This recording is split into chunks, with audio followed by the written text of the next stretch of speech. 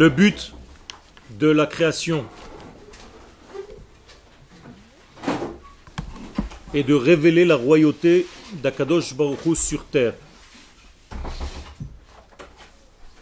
Pour révéler cette royauté, Akadosh Baruch Hu a créé une entité vivante qui s'appelle Israël. Cette entité s'appelle Chaya, pas un animal, une entité de vie qui se trouve au centre même de toute la création. Chaya achat omedet be'emtza harakia ve'Israël shma. Donc c'est une forme vivante, une entité de vie qui est censée révéler. C'est une braïta de Rabbi Akiva. Rabbi Akiva nous dit Chaya achat omedet be'emtza harakia ve'Israël shma. Il y a donc une entité vivante qui se trouve au centre de la création et elle s'appelle Israël. Vechakouk al mitzra, Israël. Et il est gravé sur son front Israël. Omedet ve'omeret. Qu'est-ce qu'elle fait, cette entité de vie? Elle rassemble tout Gdodei Ma'ala avec Gdodei Mata. Elle rassemble toutes les formes de vie et elle leur dit Barechu et Hashem HaMevorach. Reliez-vous à Kadosh Baruch Hu, car il est le lien de tout. Vekol Gdodei Ma'ala onim ve'omrim Baruch Hashem HaMevorach le'olam va'ed. Et ils répondent tous béni sois-tu l'Éternel, béni est l'Éternel, relié est l'Éternel à tout jamais. Qu'est-ce que c'est que cette histoire?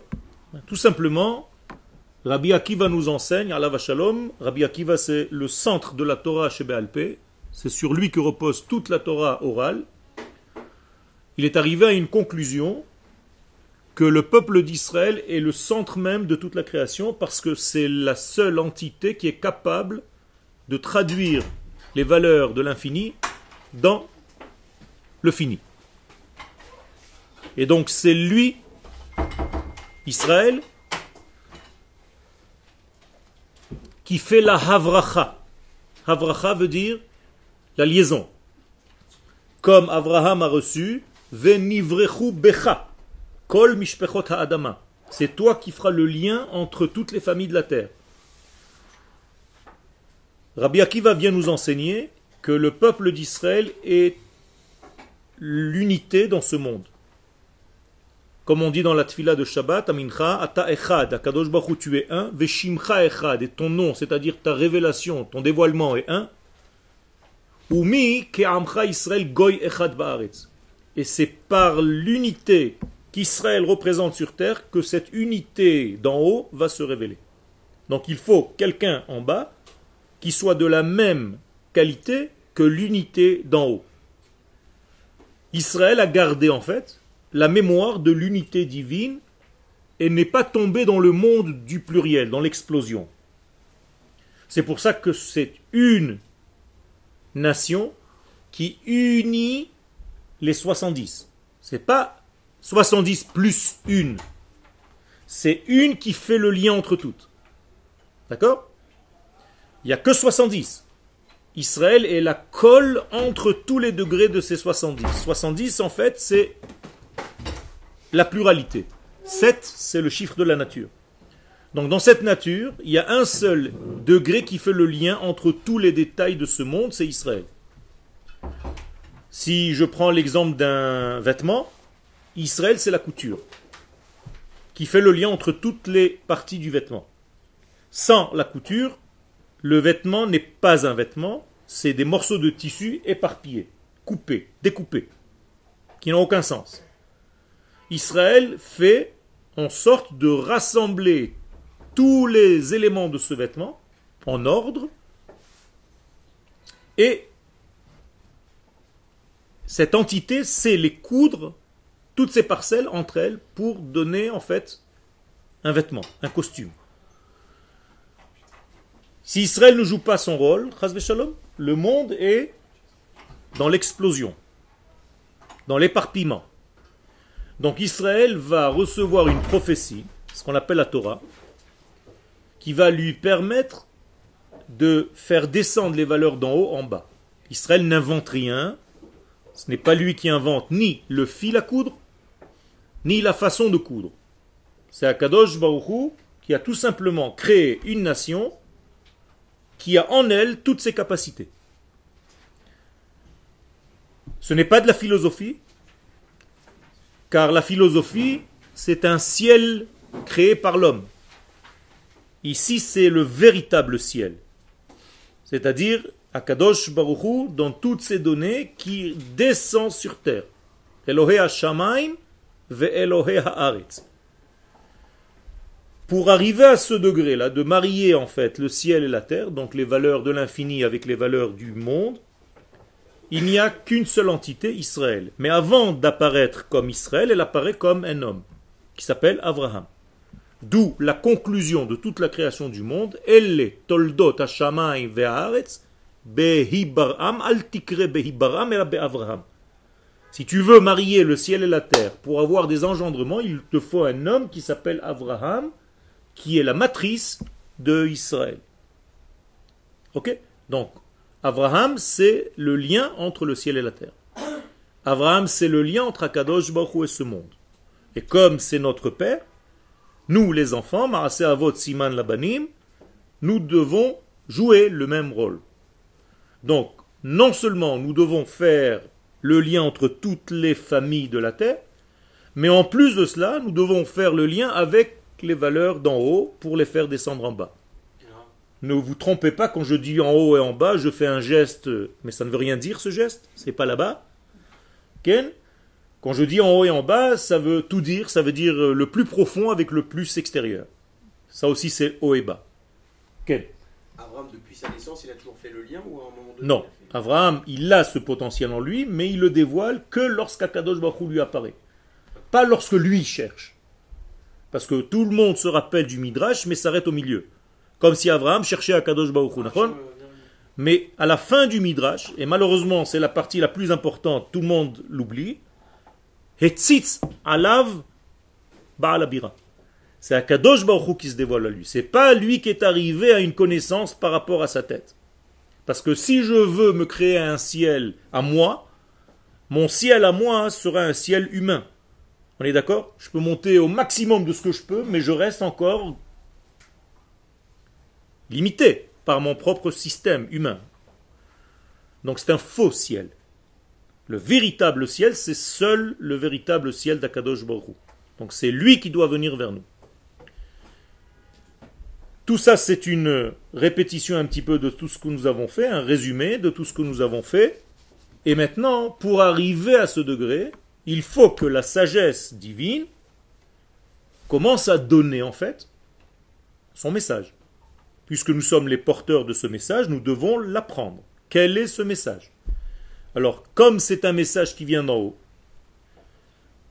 et que Akadosh Baruch Hu a plusieurs noms, comme un agent secret,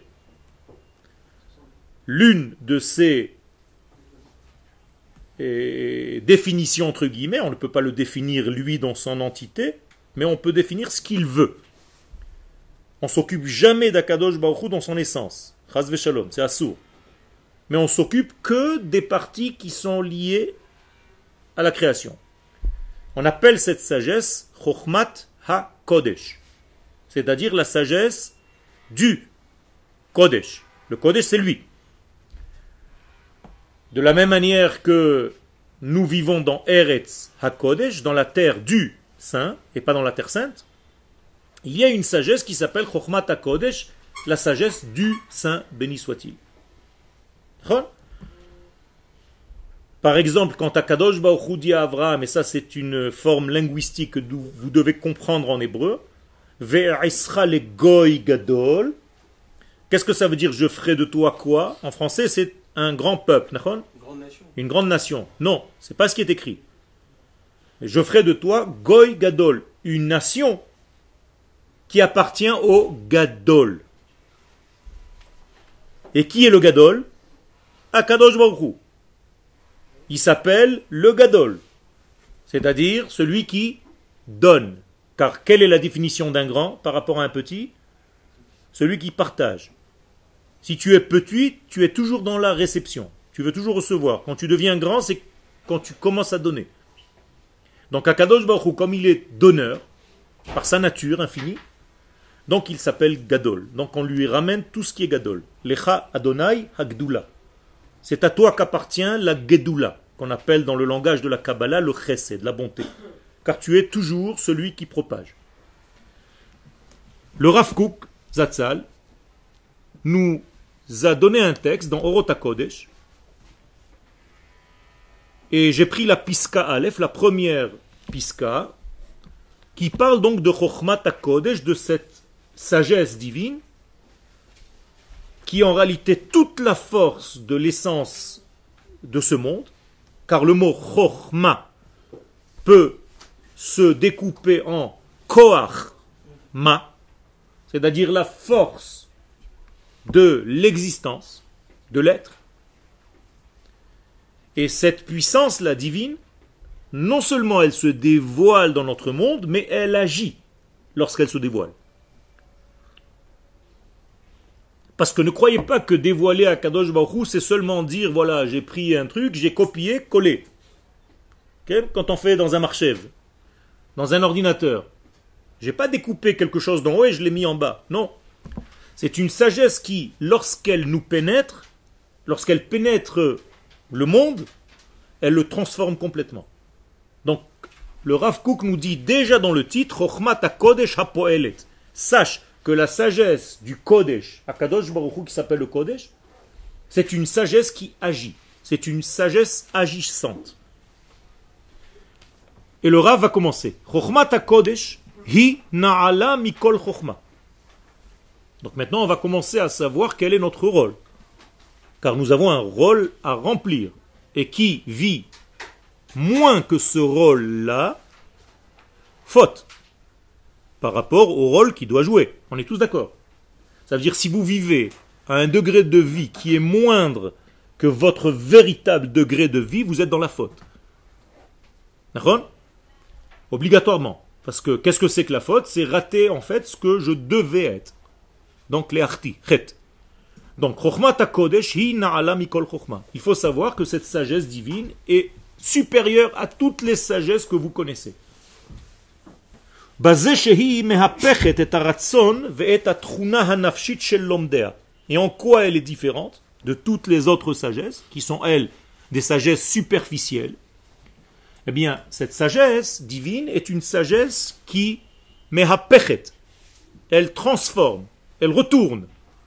Et haratzon, la volonté, ve'et hatruna hanafshit shel lomdea. Et l'essence même, la nature même du nefesh, de la partie qui veut dans notre âme, car le mot nefesh en hébreu veut dire vouloir. Im yesh et nafshecha. Est-ce que tu veux? On ne dit pas imatarotse. Dans la Torah, ça n'existe pas. Si tu veux dire à quelqu'un, on va lui demander si elle veut. Nish'al et an-na'ara. Im yesh et nafshech. Donc c'est une expression. Donc le nefesh, pas la neshama, le nefesh, c'est notre désir.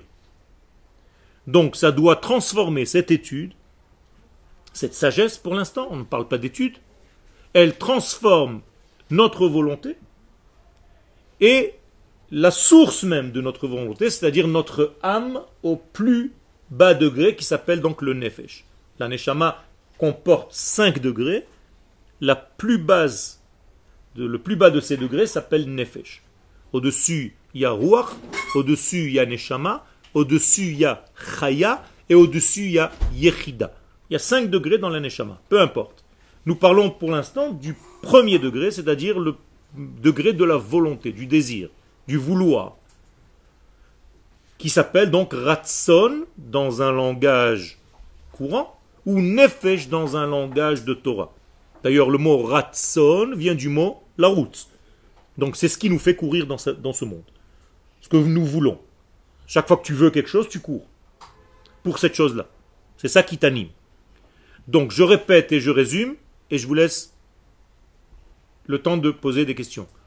La sagesse du Saint, béni soit-il, est une sagesse qui est différente de toutes les sagesses, car elle transforme notre volonté, et elle transforme notre capacité donc à vouloir, chez tous ceux qui étudient cette sagesse du Saint béni soit-il. Ok, tu avais une question. Est-ce que le nefesh, il inclut les mauvais désirs? Aussi. Comment c'est possible que c'est divin? C'est pas grave. Oui, c'est un potentiel, c'est une force. Ça fait partie de la neshama. La neshama n'est pas censée être que bonne normalement. Justement. Alors, dans la neshama, il y a ce qu'on appelle l'essence et les vêtements. Donc, dans les vêtements de la neshama, il y a une possibilité aussi de la prendre dans un mauvais sens. Un voleur, il a toujours sa même neshama, d'accord? Et de base, elle est bonne alors. D'accord. De base, elle est bonne, seulement il utilise cette sagesse divine pour ne pas se faire attraper. Par son libre arbitre? Par son libre arbitre. Mais c'est la même neshama. C'est bizarre. Il la détourne alors. Ça veut dire qu'il détourne en fait. C'est un détournement de neshama à des fins personnelles. Donc au lieu de servir Dieu, qui il sert? Lui-même. Donc ça devient de la avoda zara. Mais par contre, si comme on a dit, il étudie donc toutes ces facettes-là. Voilà. Alors Dieu, il peut lui détourner dans le sens. C'est l'étude même. Ça veut dire qu'Akadosh Baruch Hu pénètre dans cette étude et tout ce qu'il étudie se transforme. N'importe quelle étude? Non. Justement, on est en train de parler de cette étude-là. Voilà, d'accord? On l'appelle Chokhmat HaKodesh.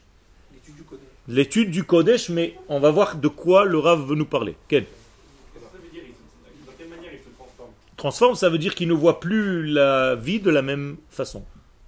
C'est-à-dire que tu as de nouvelles données dans ton esprit. Ce qui était important pour toi hier, tu te rends compte qu'il y a des choses beaucoup plus importantes aujourd'hui. Qu'est-ce qui s'est passé? Quelque chose a changé à l'intérieur de toi. Tu ne cours plus pour les mêmes choses. Okay. Non. Non, justement, c'est pour ça que j'ai fait la différence. Attention, on ne parle pas du même nefesh que le Rambam. Parce que chez le Rambam, qui n'était pas kabbaliste, pour lui, le mot nefesh veut dire neshama. Mais là, on parle de Kabbalah. Le Rav Kook parle de Kabbalah. Tous les écrits du Rav Kook viennent du Zohar et des écrits du Harizal. Donc il sait bien faire la différence entre nefesh et neshama. C'est pas la même chose. Tu as bien fait de poser cette question. Quel? Dire que directement, là on va étudier donc Chokhmat HaKodesh, c'est-à-dire après ce cours, on verra plus les choses de la même manière. D'accord. Ça veut dire que ce cours va, s'il est bien enseigné et s'il est bien étudié, ça veut dire que ça dépend de moi et de vous. Parce que si je suis mauvais, ça fera rien. Et si vous êtes mauvais, ça fera rien non plus. Il faut qu'on soit tous les deux bons. Alors on est associés. Pour être transformés. C'est-à-dire pour qu'on se réveille en fait. Combien de temps ça prend? Exactement, même pas une seconde. Parce que c'est une sagesse qui ne dépend pas du temps. Dès qu'elle t'a touché, tu es transformé, c'est fini. Vehaya leishacher, comme il est dit sur Shaoul. On peut retomber après. Ken? Une fois que t'as touché, on peut pas retomber. Tu peux retomber, mais tu retombes d'une autre hauteur. Donc je tombe de plus haut. Nachon. Nachon. Mais tu es quelqu'un de plus intelligent, de plus fort, de quelqu'un qui devient un acteur beaucoup plus actif dans la capacité d'amener dans ce monde les valeurs de l'infini. C'est encore pire si on sait ce qu'on fait, on fait. Nachon, c'est à toi de savoir dans ta vie si tu veux grandir ou pas. Ça veut dire, on peut dire la même chose dans tous les domaines. Nachon? Je préfère rester idiot, comme ça au moins je fais rien. Ou alors, j'étudie tout en sachant qu'il y a des dangers. C'est comme ça dans notre vie. Ken? Comment est-ce que les personnes qui étudient les Kabbalah, etc., et qui changent, mais dans le mal? D'abord, tu me parles de quelque chose qui est très très très dans l'air, je ne sais pas de quoi tu parles.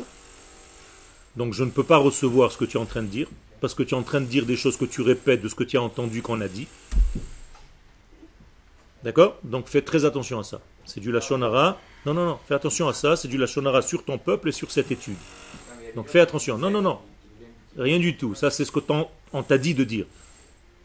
Tu n'as jamais vu quelqu'un, tu es rentré dans un hôpital de fous, tu n'as jamais vu quelqu'un avec un Zohar dans la main. Donc, arrêtez de répéter bêtement ce qu'on vous dit. C'est-à-dire, il faut faire très attention à cela. Le Rav Kook, s'il nous laisse des écrits, c'est pas pour qu'on les laisse de côté. C'est qu'il sait que grâce à ces écrits, on va toucher une certaine hauteur, une certaine profondeur d'âme. Il faut arrêter avec toutes les peurs qui sont extérieures. Car quand on a peur, on ne peut plus être poussé. En hébreu, le mot pachad c'est l'inverse de dachaf. Tu n'es plus poussé vers l'avant, tu as peur parce qu'on t'a dit, tu es resté avec un... Il y a toujours un truc qui est devenu fou. Le pauvre, il a étudié des trucs, il est devenu fou. Je connais ces histoires. Ken. C'est possible d'étudier ça sans changer ou sans. Nachon. changement. Ça veut dire que, c'est encore une fois, j'ai dit ça dépend du maître et ça dépend de l'élève. Nachon. Mais je vous fais confiance. Je ne sais pas si vous me faites confiance, mais si vous êtes là, c'est un petit peu à peu près. Donc, Be'ezrat Hashem, le'at le'at, avec beaucoup d'humilité, Ken, on va essayer d'approfondir les choses. Déjà, c'est une base, un axiome de base que le Rav Kook nous donne. Ça nous transforme. Ken? Mais hapechet.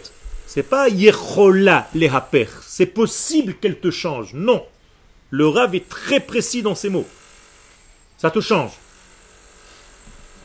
Maintenant, est-ce que ça te change dans le mal? Le Rav répond tout de suite. Les karvam. Non. C'est un changement vers le bien. Ça va te rapprocher les otaharomemut. À quoi ça va nous rapprocher? De quoi ça va nous rapprocher? De cette romemut. C'est quoi romemut? Élévation. Rom c'est très haut. Ken Ruma ma'alot.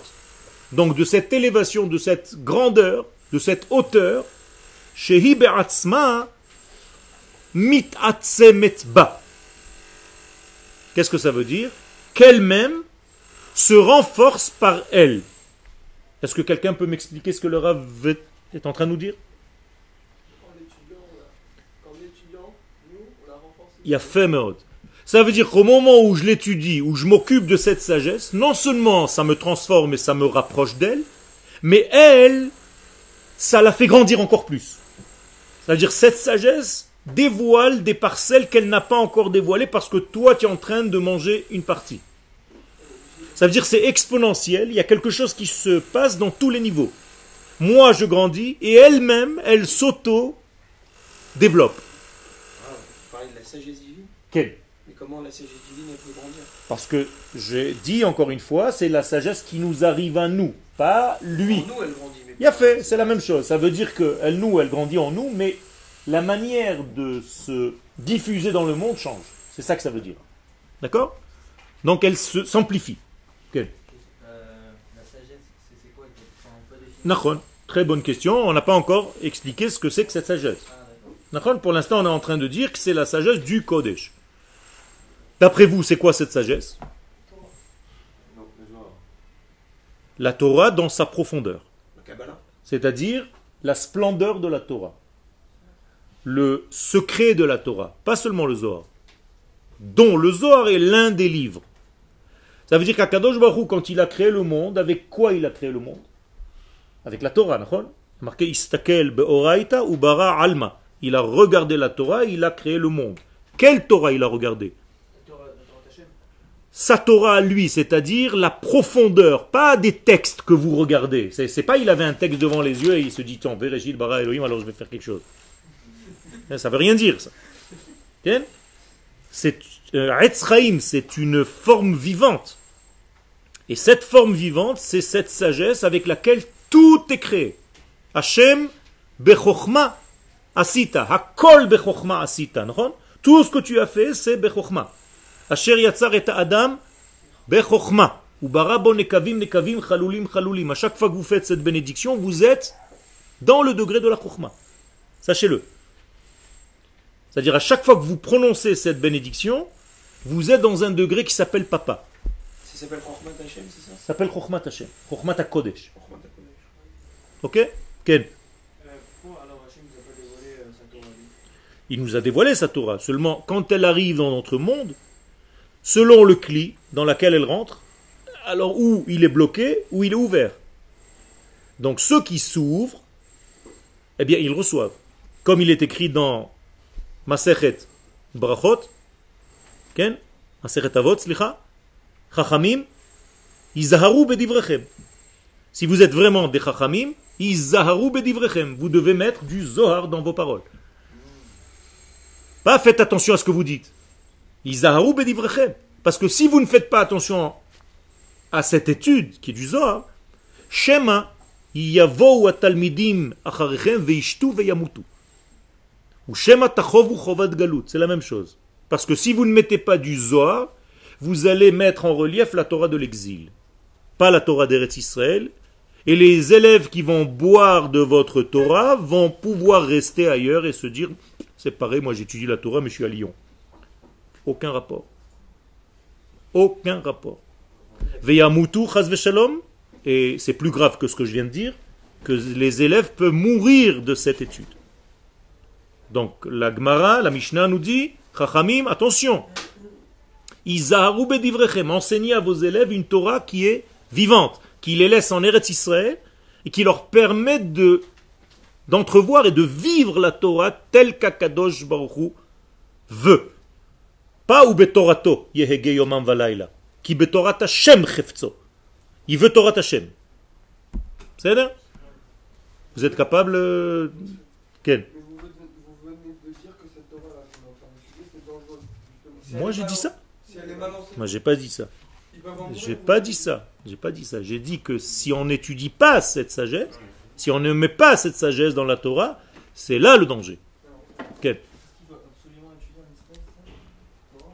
Non, je ne parle pas de seulement au niveau géographique. Je parle, bien entendu, que la géographie est importante, mais il y a une forme de Torah qui ne peut pas être étudiée à l'extérieur. Ou alors, quand tu commences à l'étudier, tu montes. Ça marche pas. Autrement. Ken. Alors comment ça se fait qu'il y a des rabbinim qui ont étudié et qui sont pas arrivés à la même À chaque fois, vous recommencez les mêmes questions. Pourquoi tu me demandes des questions sur les autres? Va leur demander à eux. Non mais j'arrive pas à comprendre. Si Mais alors, demande-leur. Pourquoi tu me demandes à moi? Comment je peux répondre à leur place? Je ne sais pas ce qu'ils ont étudié, comment ils ont étudié, qu'est-ce qu'ils avaient à l'intérieur de leur ventre. Je ne sais pas. Mais si c'est la même Torah pour tout le monde aura- C'est pas la même Torah, encore une fois. La manière de l'appréhender, je ne parle pas du texte. Le texte ne veut rien dire. C'est comment tu bois cette Torah. Est-ce que ça devient une Torah de vie ou est-ce que ça se résume avec des lois? Tu peux pas, tu es kasher, tamé, tahor, tamé, lavan, shachor, pasoul. Tu peux devenir toute la Torah un livre de lois. D'accord? Je ne parle pas de ça. La loi, c'est la dernière ligne, mais qui commence par des mondes supérieurs, qui ont transformé le monde, qui doivent se révéler dans le monde. Pourquoi c'est important d'étudier cette Torah maintenant? Parce que c'est la Torah du Mashiach. Il y a marqué Torah Mashiach, Torah Hayom, Torah Azman Hazeh, Hevel hi, Lifnei Torato Shel Mashiach. La Torah qu'on a étudiée jusqu'à maintenant, c'est du vide, du vent, à côté de la Torah messianique. Ça veut dire que si on ne se prépare pas à comprendre, à étudier et à entendre les moussagim, les notions que le Mashiach va avoir dans sa poche, alors comme on dit en yiddish, chlet. Okay? Donc on est obligé un tout petit peu. On n'a pas dit qu'on va devenir des kabbalistes, okay? Mais on est obligé de s'efforcer, de nous efforcer. Ken. Pourtant, c'est écrit Kibel, au niveau du texte, c'est écrit Kibel, Moshe Kibel Torah. Nachon. Et C'est tout. non, mais Batora, quand il Ouais. s'appelle Batora. Il s'appelle Batora. Nachon. Mais c'est Beha Torah. Nachon. Et Moshe il a reçu Torah. Nachon. Donc, pourquoi Moshe n'a pas reçu Ha Torah? Parce qu'on ne peut pas. Moshe, c'est un homme. C'est pas Kadosh Baruch Hu. Donc même Moshe, tout grand qu'il était, il a reçu Torah.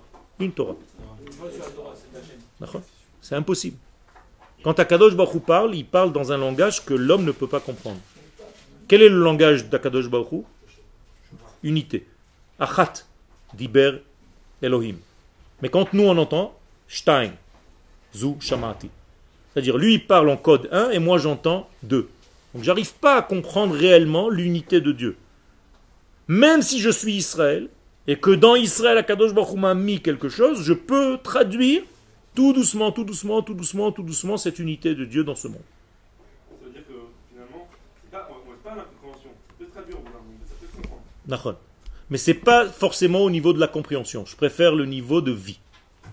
C'est plus une Torah que tu vas comprendre, c'est une Torah qui va te transformer de dedans.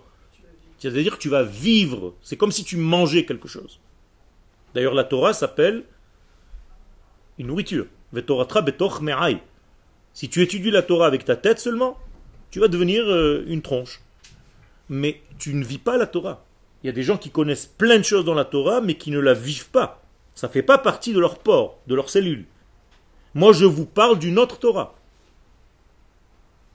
D'accord? Donc faites très attention, parce qu'il y a des gens qui s'émerveillent d'entendre des chidushim et des vortes, mais ce n'est pas la Torah d'Eretz Israël.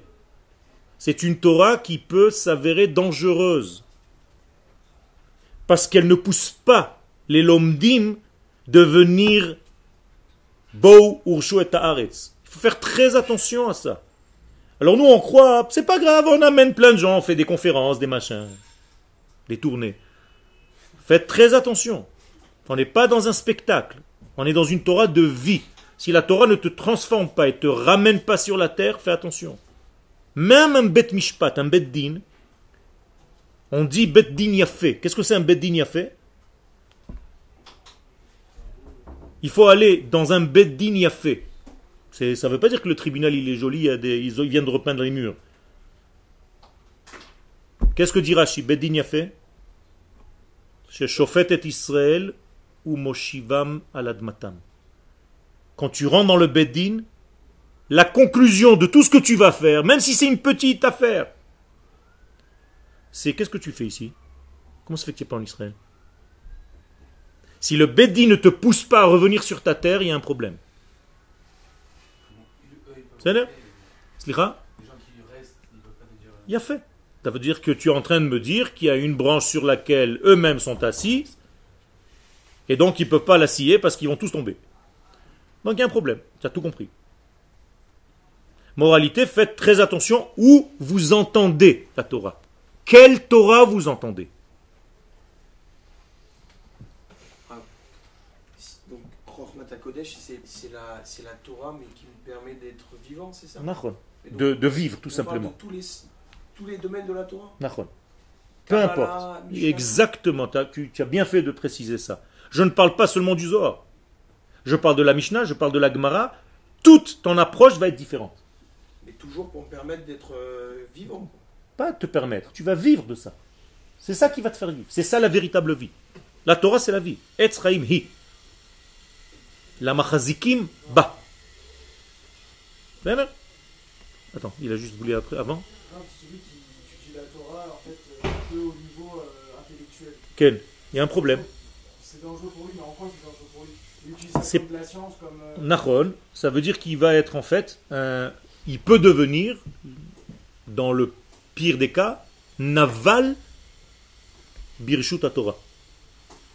C'est-à-dire un homme horrible au nom de la Torah, soi-disant. Ça veut dire s'il était voleur sans Torah, il va devenir voleur avec des combines qu'il va trouver dans la Torah. C'est encore beaucoup plus vicieux, beaucoup plus dangereux. Il va se fabriquer une Torah pour se permettre de faire certaines choses et tourner les choses à sa manière. Alors que là, si tu t'annules à la Torah d'Hachem, c'est sa Torah, même si parfois ça ne m'arrange pas. En tout cas, je pense que ça ne m'arrange pas pour l'instant de faire comme ça.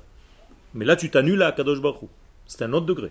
Donc, rap et les maasés, c'est plus important que l'étude. Non, Marshava chez Mevia l'idéma, c'est les deux. C'est-à-dire, on est obligé d'avoir un limoud chez Mevi l'idéma. C'est-à-dire que c'est comme si tu me disais, est-ce que mes jambes sont plus importantes que ma tête? Non, tu es tout entier important. Mais chacun a son rôle. Donc, je ne suis pas en train de vous découper des morceaux de la Torah qui sont moins de niveau que d'autres. C'est pas ce que j'ai dit. Tous les niveaux de la Torah, tu auras un nouvel éclairage. Oui, mais concrètement, en tant que concret, c'est-à-dire que si j'ai la possibilité d'étudier la Torah, mais je vois une vieille dame en train de traverser, Nachon. je vais aider cette vieille dame ou je vais continuer mon étude? Tu vas continuer ton étude par le fait que tu l'aides. Aussi. Tu as compris? C'est pas tu t'arrêtes d'étudier. Si tu dois t'arrêter d'étudier pour l'aider, ça veut dire que entre ta Torah de l'étude et l'acte, il y a une différence. Donc tu es malade. D'ailleurs, c'est une mishma mforeshet. Ha'olech baderech veshone veposek. Quelqu'un qui marche et qui dit des mishnayot, et il s'arrête pour voir un bel arbre, et tu dis, oh là là, il est magnifique cet arbre, on dit qu'il est condamné à mort. Pourquoi? Parce qu'il s'est arrêté. Il aurait dû voir la beauté de l'arbre à travers l'étude qu'il était en train d'étudier. C'est pas 1 et 2. C'est pas je sors du Machon Meir, c'est fini, je suis un autre. Ma Torah, elle est en moi, elle n'est pas dans le texte que j'étudie, elle n'est pas dans les feuilles. Cette feuille, vous la pliez et vous la rentrez dans le corps et vous la digérez. Tant que ces lettres ne sont pas en vous, ça ne m'intéresse pas, c'est pas de la Torah ça. Ça c'est de l'information. Alors tu peux faire rire les gens, tu leur racontes des blagues et tout. C'est très sympathique. C'est vrai? Mais je veux que cette Torah devienne tes cellules. Ça c'est autre chose. Tu es Torah. D'ailleurs, il y a une halakha. Si tu vois un livre de Torah, qu'on sort du Echal, et qu'il y a un grand tzaddik qui porte, qui tu dois embrasser? Le tzaddik, pas la Torah. Parce que ça, c'est encore des lettres sur du parchemin. Alors que le tzaddik est devenu une Torah vivante. Je ne parle pas de moi, hein. Je parle de l'autre. Ken? C'est que le Zohar qui peut nous changer, que la Torah du sol peut nous changer. Non, j'ai pas dit ça. J'ai dit Hizaru bedivrechem. Quel que soit votre dvar, Torah, quelle que soit votre étude, mettez du Zohar, c'est-à-dire mettez de la splendeur de cette grande lumière dans cette étude. Même en étudiant la Mishnah. Même en étudiant la Halakha. Même en étudiant la Gemara. Si on lit un petit Teilim comme ça, Un petit Teilim, ouais. À la française, un petit Teilim. Non, Un grand Teilim. On lit un grand Teilim. Ok. Sans rien penser, on lit un Teilim comme ça. Nachon. Ça change pas. Ça te change à l'intérieur, ça te transforme parce que le Teilim tout entier, c'était de la Kabbalah. David Ameller, c'est un des plus grands kabbalistes que le monde ait connu. Alors tout change alors. Mais voilà. Il n'y a pas de cabane, il n'y a pas vraiment. Alors, dans le Teilim, non. Mais dans cette étude, oui. Ah, parce que c'est pas de la prophétie, c'est pour ça. Tout est de la prophétie. Oui, mais prophétie à Kabbalah, il a été inspiré par Dieu. Il a été inspiré par Dieu. Toujours, tout ce que tu étudies en Torah, c'est de la prophétie. Sinon, on retombe dans notre discussion de la semaine dernière. Ça devient de la religion. Oui, non, mais quand je dis prophétie, c'est vraiment. Il a été en mode névoie, mais la voici. C'est en mode névoie. C'est toujours comme ça. Oui, mais que je sache, les prophètes ça existe depuis longtemps quand même. Et le raconte. Ruach HaKodesh, ça s'appelle. D'accord? Le Ruach HaKodesh, c'est une des facettes de la prophétie. Jusqu'au moment où ça va revenir encore plus clairement. Mais tout ce que ces grands ont étudié, ils n'ont pas inventé d'eux-mêmes, ils l'ont pris de quoi? Je t'ai dit tout à l'heure.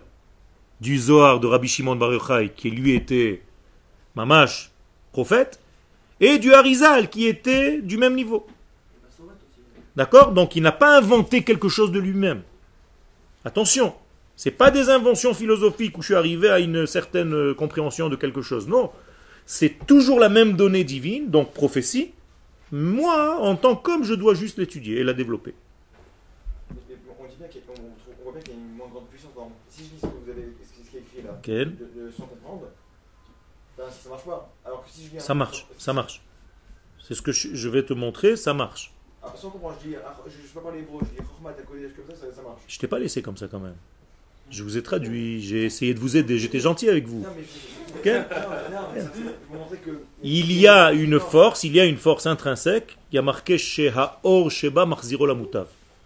Il y a une certaine lumière en elle qui te transforme. Okay. C'est vrai? Mais c'est mieux de comprendre, c'est sûr. Continue. C'est vrai? Ok. Harav Mavlitkan. Donc, que fait le Rav? Ça c'est moi. Hein. Ça c'est moi, c'est plus le Rav. C'est moi qui écris maintenant. J'explique en fait ce que le Rav nous a donné dans ces 4 lignes. Ok? Dans mon propre livre. Où je prends la Torah du Rav Kook comme une Mishnah, et moi je deviens la Gemara. D'accord? Alvaï. Harav Mavlitkan. Donc le Rav met en relief ici et kocha shel Chokhmat HaKodesh. La force de Chokhmat HaKodesh. Regardez bien, faites très attention, je respecte la terminologie, je ne dis pas Chokhmat HaKdosha, je dis Chokhmat HaKodesh, c'est-à-dire la Chokhmat du Kodesh. Donc je parle de Chokhmat Hashem. Donc le Rav nous dit que c'est très important de revenir à la sagesse d'Hachem, sa sagesse, à lui. Be'omro, comment il fait ça? en nous disant Shei Chochma Poelet. D'abord, il nous dit que c'est une sagesse qui agit. Poel. C'est-à-dire, Ani mitpael mimena. Quand elle me pénètre, je Maze mitpael. Peoula, qu'est-ce que c'est Peoula? Je rentre en action. C'est-à-dire que c'est une sagesse qui m'active de l'intérieur. Elle appuie sur plein de boutons. D'accord? Qui étaient endormis en sommeil jusqu'à maintenant. Ils sont rouillés.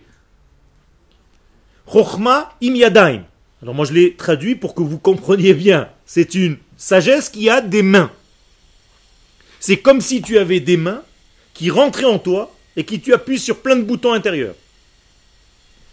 Quand je dis main, je veux dire, bien entendu, action.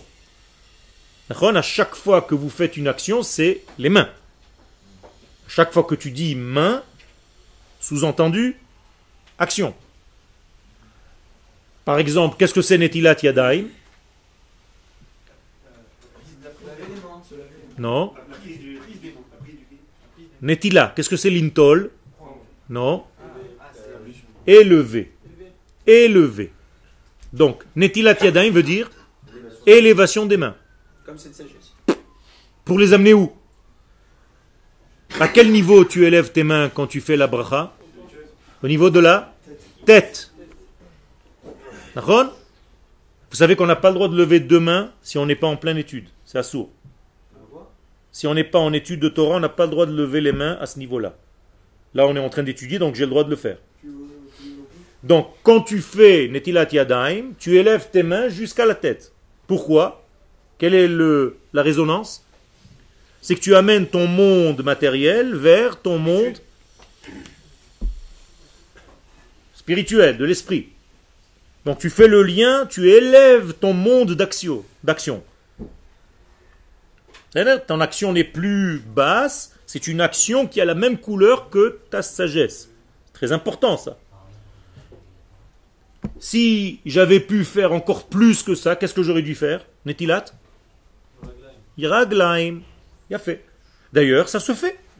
Mais au Beth Amikdash, ici on n'arrive plus parce qu'il y a tellement de touma qu'on n'arrive plus en fait à élever les pieds. Mais le monde idéal, c'est quand les pieds touchent la tête. Quand est-ce que les pieds touchent la tête? Chez le bébé, dans le ventre de sa mère, dans le fœtus. Ça veut dire qu'en réalité, il voit et il agit sans aucune différence. Ça veut dire son monde d'action, les pieds, et son monde de pensée sont au même niveau. Extraordinaire. Donc, que dit la Gemara là-bas, dans Nida 30? Ro'e mi sofa olam at sofa olam. Ça veut dire qu'il voit de la fin du monde à la fin du monde. C'est pas qu'il a une bonne vision. C'est qu'il voit du début des mondes jusqu'à la fin des mondes. De sa tête jusqu'aux pieds. C'est à ce degré-là que nous devons arriver à vivre quand on est dehors, en dehors du ventre. C'est-à-dire, toi aujourd'hui, tu dois arriver à ce degré-là. Que tes pieds soient exactement le reflet parfait, fidèle de ta tête. Rocho, Tocho, Vesofo. C'est-à-dire, les trois étages de ton être doivent être au même niveau. Il ne s'agit pas de dire des choses que tu ne penses pas dedans. Ou de faire des actions qui ne correspondent pas à ce que tu es. Et si tu continues de faire ce genre de choses, c'est que tu n'es pas encore réellement entier. Tu n'es pas encore fidèle, tu n'es pas encore vrai. C'est-à-dire que tu as fait ta tfila de shachrit, tu es sorti, quelqu'un t'a gêné en voiture, tu commences à l'insulter de tous les noms. Et tu es un homme de Torah. Hein? Comment tu t'es mis dans cette colère? Comment tu t'es commencé à insulter? Comment? Où est la cohérence, la fluidité de tout ce que tu étudies? Tu vois quelqu'un qui met en danger ton frère juif et tu ne le tires pas dessus. Où est ta cohérence? Tu dois vite l'éliminer. Car il représente un danger. Est-ce que ça, c'est un travail sur soi ça? Mais vadaï. Vadaï. Ok. C'est là. Sira. Mais vadaï. Et la main. Ken. Tant qu'il faut. D'après ce que vous dites, pourquoi pendant la tefila, on doit commencer par le bas et le haut. J'entends pas. Pendant la tfila, on doit avoir une séparation entre le bas et le haut. On ne doit pas avoir une séparation. C'est Chas v'shalom, on doit... quelque chose Ah, il a dit le mot. Qui différencie, pas qui sépare. Si tu sépares, c'est Il ne l'aïstar. doit avoir pas de différence. Hein? D'après ce que vous avez dit, il ne doit pas y avoir de différence d'Israël. C'est bevadaï qu'il y a des différences. Il y a des différences, mais pas des séparations. Hamavdil ben kodesh lechol. Mavdil, l'homme mafrid. Parce que sinon on coupe. C'est Daesh. Ken? La moitié en haut et la moitié en bas. Tu prends que la tête. Qui a la tête seulement à Meharata Marpella? Et ça, il y a un problème avec ça. Tant que la tête et le corps ne sont pas au même endroit, il y a un problème de schizophrénie. D'accord? Un jour, un type m'a dit, qui habite là où vous savez, moi j'étudie la Torah, mon cœur est en Israël, et mes pieds sont en France. Je lui dis alors vous êtes malade. Parce qu'un type qui passe et qui marche à côté de ses pompes, il a un problème. Alors comment un type malade vient m'enseigner de la Torah? Si tu n'es pas cohérent, arrête. Fais attention. C'est très important ce qu'on est en train d'étudier ici. C'est d'apprendre l'unité des choses.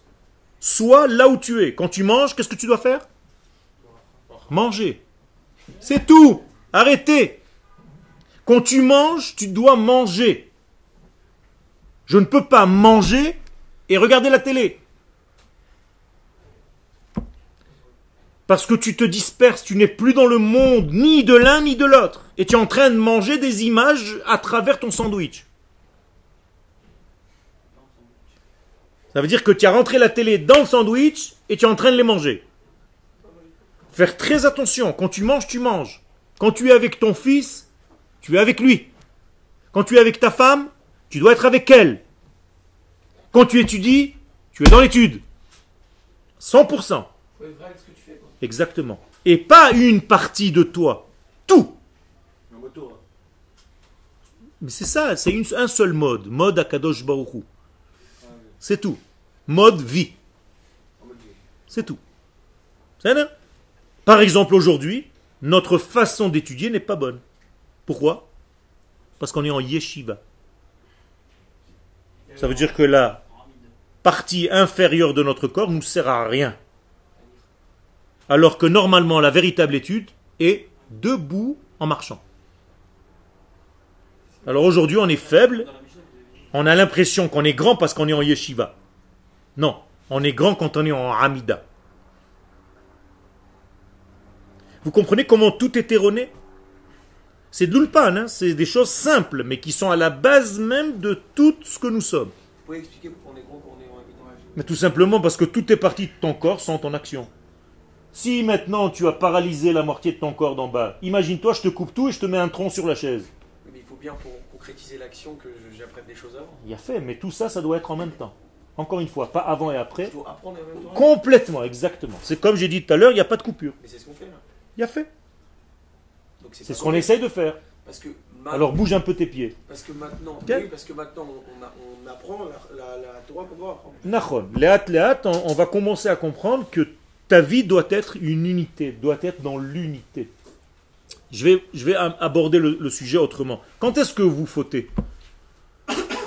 Quand est-ce qu'il vous arrive de fauter? C'est toujours la même chose, toujours la même cause. Trouvez une cause qui est toujours la même pour tous. Parce que si tu n'as pas trouvé la formule, c'est faux. On dit ça va. Ça sort du. Quand tu sors du quoi? De la cohérence. Il a fait du général, du tout. C'est tout, c'est ça la faute. J'ai pas compris. On se sépare, quoi. On est dans une unité. D'accord? Quelle est cette unité? C'est la prise de conscience que tout l'univers est quoi? En od milvado, c'est lui. Dès que je mets en relief une partie de l'univers, elle devient tellement grosse que je perds la vision de tout le reste.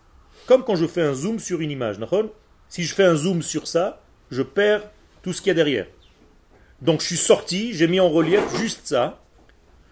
Qu'est-ce que j'ai fait maintenant? Je suis sorti du tout. Ça c'est la faute. C'est ça la cause de toutes les fautes. Faire penser que à la faute. Penser au détail dans lequel tu es maintenant, sans le prendre dans le tout, dans le contexte général de tout. Sur le moment, c'est bien de penser aux détails. Encore une On fois, zoome et après on dézoome, quoi. tout en étant lié à tout le reste. C'est-à-dire qu'à chaque fois que je vais faire un détail, par exemple, je vais faire un détail de prier. D'accord? Avant de faire un détail, c'est un détail, c'est mes tefilines à moi, ils sont dans ma boîte à moi, chez moi. Je les ouvre, personne ne les a touchés, c'est les miennes.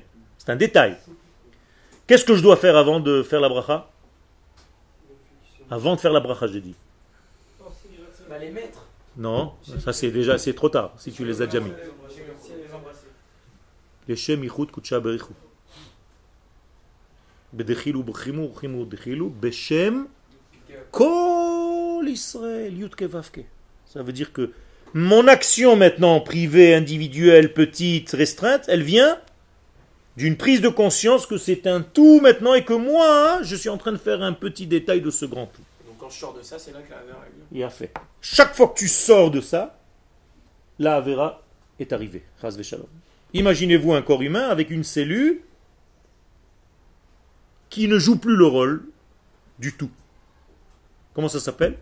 Un cancer. Chas v'shalom. C'est la même chose. Quel? Vous pouvez donner un exemple d'un péché, par exemple. Un péché. On est sorti du tout et. D'un manque. Quel? On est sorti du tout et. Quel? Je vais vous donner un exemple. Tu es en train de marcher dans la rue, Ken, et tu vois un chien, il s'approche de toi, il te fait... Et toi, qu'est-ce que tu fais? Tu as tellement peur que tu sautes sur la route, et il y a une voiture qui vient qui te met un bon coup. Qu'est-ce que tu viens de faire? Une avera. Pourquoi? Parce que tu n'as pas vu une image globale de tout ce qui se passe. Tu as vu que le petit danger en face de ton chien, alors que tu aurais pu lui mettre la main dans la bouche, dans la gueule, et c'était fini. Ken, lui rentrer complètement jusqu'au bout, jusqu'au ventre. Ken, tu as eu peur et tu es sauté, tu es rentré dans un degré encore plus dangereux parce que tu ne voyais pas l'ensemble. Il y a un problème. C'est un manque de bitachon. J'arrive à voir un péché dans C'est pas un manque de bitachon. C'est tout simplement, tu as perdu la cohésion totale de l'ensemble et tu n'as vu qu'un détail. Tu as perdu en fait tout ce qui se passe autour. Tu as perdu le danger ici, tu as perdu... Tu comprends? Donc la zehirut chez le Ramchal dans Mesilat Yesharim, qu'est-ce que c'est cette zehirut? C'est de savoir apprécier, ça vient du mot Zohar, c'est-à-dire d'apprécier le tout à chaque instant. Ça veut dire, imagine-toi, je vais vous donner un exemple, on va arrêter avec ça, on va continuer la prochaine fois, Be'ezrat Hashem. Un enfant qui ne sait pas lire en hébreu, la première fois que vous avez lu en hébreu. Alors imaginez-vous maintenant le titre, on prend le titre. Au lieu de dire Chochmat HaKodesh HaPoelet, qu'est-ce que vous avez lu?